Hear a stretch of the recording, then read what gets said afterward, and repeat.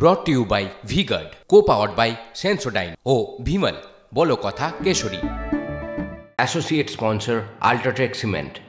NEET কাণ্ডে CBI ED তদন্ত চেয়ে সুপ্রিম কোর্টে 10 পরীক্ষার্থী তদন্তে গতি আনতে বিহার পুলিশকে নির্দেশ দিতেও আবেদন কোর্টে।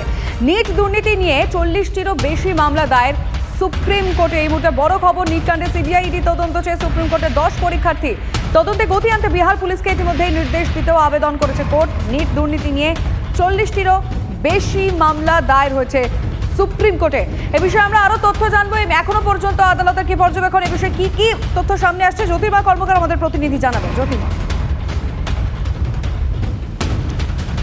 দেখো, প্রায় প্রত্যেক দিনই আমরা দেখতে পাচ্ছি যে নিট নিয়ে নতুন করে আবেদন জমা পড়ছে। 10 জন পরীক্ষার্থী অর্থাৎ যারা নিট পরীক্ষা দিয়েছেন তারা সুপ্রিম কোর্টের দ্বারস্থ হয়েছেন এবং তাদের মূল বক্তব্য যে নিট নিয়ে যে দুর্নীতির অভিযোগ উঠছে সেক্ষেত্রে সিবিআই এর পাশাপাশি ইডি তদন্ত করুক।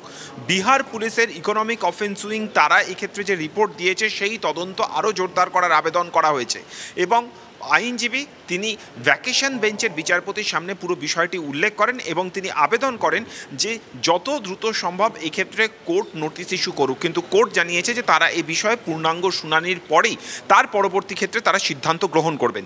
নিট নিয়ে উত্তাপ ক্রমশ বাড়ছে। আজকে ধর্মেন্দ্র প্রধান যখন কিছুক্ষণ আগে তিনি সংসদে শপথ গ্রহণ করতে ওঠেন সাংসদ হিসেবে, সেই সময় বিরোধী সাংসদরা বিরোধী বেঞ্চ থেকে নিট নিয়ে লাগাতার স্লোগান দিতে শুরু করেন। তার আগে আমরা দেখেছি যে বিরোধীরা আজকে সংবিধান হাতে নিয়ে পার্লামেন্টে তারা ধর্ণা দিচ্ছিলেন। অপর দিক থেকে সরকার পক্ষের বক্তব্য যে আজ থেকেই যেমন সিবিআই তারা তদন্ত শুরু করেছে নিটের ক্ষেত্রে, তার পাশাপাশি একটি নতুন তদন্ত কমিটি তৈরি করে দেওয়া হয়েছে। নিটের চেয়ারম্যানকে বদল করা হয়েছে, কিন্তু এনটিএর যে কাজ এতদিন পর্যন্ত চলছিল সেই কার্যকলাপ কিভাবে চলছে সেই যাবতীয় বিষয় খতিয়ে দেখার জন্য একটি তদন্ত কমিটি, উচ্চ পর্যায়ে তদন্ত কমিটি নিয়োগ করা হয়েছে।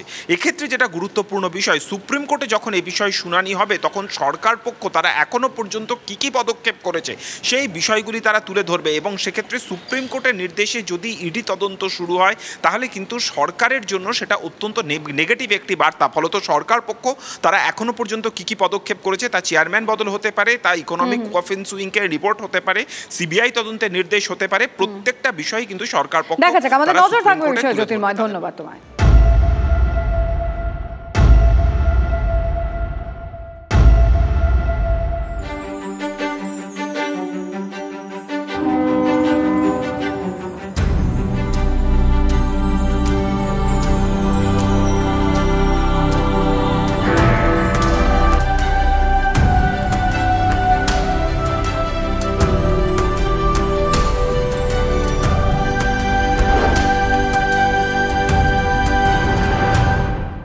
brought to you by V-Guard, co-powered by Sensodyne O Bhimal বলো কথা কেশরী।